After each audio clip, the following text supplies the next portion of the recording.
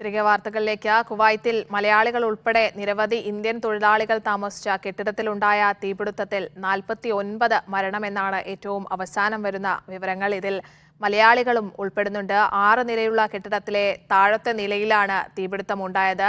പുലർച്ചെ 4 മണിയോടെയായിരുന്നു സംഭവം. തുടർന്ന് മുകളിൽ നിന്ന് ആളുകൾ എടുത്തു ചാടുകയായിരുന്നു. മലയാളി ഉടമസ്ഥതയിലുള്ള NBTC ഗ്രൂപ്പിന്റേതാണ് ഈ താമസ സ്ഥലം.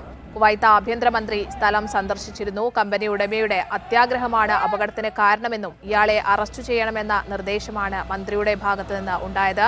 കൂടുതൽ വിവരങ്ങളുമായി MCA നാസർ ചേരുന്നുണ്ട്. നാസർ, ഏറ്റവും ഒടുവിലായി ലഭിക്കുന്ന വിവരം എന്താണ്? അതോടൊപ്പം ഈ 49 എന്നുള്ള ഒരു സംഖ്യ ഇനിയും ഉയരാനുള്ള സാധ്യതയാണല്ലേ ഉള്ളത്?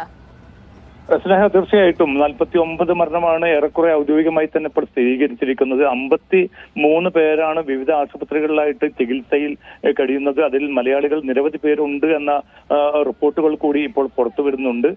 പരിക്കേറ്റവരിൽ അത്ര കൂടുതൽ പേർ ഗുരുതര സ്വഭാവത്തിലുള്ളവരുണ്ടോ, എത്ര പേരുണ്ട് എന്നത് സംബന്ധിച്ച കൃത്യത ഇപ്പോൾ പോലും രൂപപ്പെട്ടിട്ടില്ല. പക്ഷേ എങ്കിൽ പോലും ഈ മരണം എന്നത് 49 ആണ്. അതിൽ മലയാളികളും തമിഴ്നാട്ടുകാരുമാണ് കൂടുതൽ ഉള്ളത് എന്ന അനൌദ്യോഗികമായിട്ടുള്ള റിപ്പോർട്ടുകളാണ് പുറത്തു വരുന്നത്. പക്ഷേ പിന്നെ ഔദ്യോഗികമായിട്ട് ഈ മൃതദേഹങ്ങൾ തിരിച്ചറിയുക എന്നത് വലിയ ഒരു പ്രയാസകരമായിട്ടുള്ള ദൗത്യമായി തന്നെയാണ് അംബാസഡറുടെ സന്ദർശന വേളയിൽ ആശുപത്രികളിലും മോർച്ചറികളിലും അദ്ദേഹം നടത്തിയ സന്ദർശന വേളയിൽ തന്നെ ഏറെക്കുറെ മനസ്സിലാവുന്നത്. കാരണം പല മൃതദേഹങ്ങളും തിരിച്ചറിയാൻ പറ്റാത്ത ഒരു സാഹചര്യത്തിലാണ് ഉള്ളത്.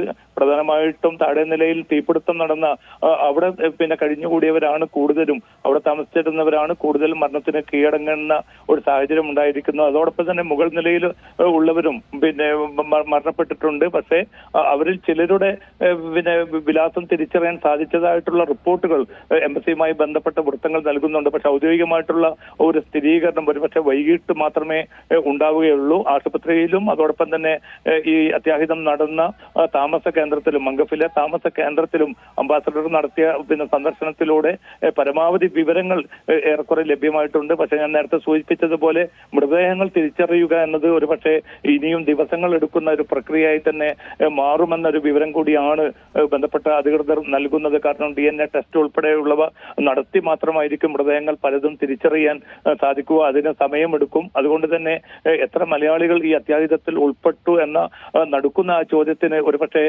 ഏതെങ്കിലും അർത്ഥത്തിലുള്ള ഒരു ഉത്തരം നൽകാൻ ഈ ഘട്ടത്തിൽ സാമൂഹ്യ പ്രവർത്തകർക്കോ ആരോഗ്യ പ്രവർത്തകർക്കോ എംബസിക്കോ പോലും സാധിക്കുന്നില്ല. പക്ഷേ എല്ലാവിധത്തിലുള്ള സഹായവും പിന്നെ ഉറപ്പാക്കാൻ തങ്ങൾ പ്രതിജ്ഞാബദ്ധമാണെന്ന് അംബാസഡർ തന്നെ ഔദ്യോഗികമായി വെളിപ്പെടുത്തിയിട്ടുണ്ട്. പ്രത്യേകമായിട്ടുള്ള ഹെൽപ്പ് ലൈൻ നമ്പറും ഇതുമായി ബന്ധപ്പെട്ട് എംബസി ഇപ്പോൾ പുറത്തുവിട്ടിട്ടുണ്ട്. ആ ഹെൽപ്പ് ലൈൻ നമ്പറിലൂടെ നാട്ടിലുള്ള ഉറ്റവർക്കും ബന്ധുക്കൾക്കും വിളിച്ചാൽ വിവരങ്ങൾ ലഭ്യമാക്കും എന്ന ഒരു ഔദ്യോഗികമായിട്ടുള്ള ഒരു ഇൻഫർമേഷൻ കൂടിയാണ് ഇപ്പോൾ ഏറ്റവും അവസാനം എംബസി പുറത്തിറക്കിയ സന്ദേശത്തിൽ വ്യക്തമാക്കുന്നത്. എന്തായാലും രാവിലെ ആഭ്യന്തരമന്ത്രി ഈ സംഭവസ്ഥലം സന്ദർശിച്ച ഉടൻ തന്നെ അദ്ദേഹം ഈ ഉത്തരവാദപ്പെട്ട കമ്പനി ഉടമകൾക്കും അതോടൊപ്പം തന്നെ ഈ സുരക്ഷയ്ക്കായി നിയോഗിക്കപ്പെട്ട ഉദ്യോഗസ്ഥർക്കുമെതിരെ കർശനമായിട്ടുള്ള നടപടി സ്വീകരിക്കാൻ, അറസ്റ്റ് ഉൾപ്പെടെയുള്ള നടപടിയുമായിട്ട് മുന്നോട്ട് പോകാൻ നിർദ്ദേശം നൽകിയിട്ടുണ്ട്. അതുമായി ബന്ധപ്പെട്ട നടപടിക്രമങ്ങൾ മുന്നോട്ട് പോവുകയാണ്.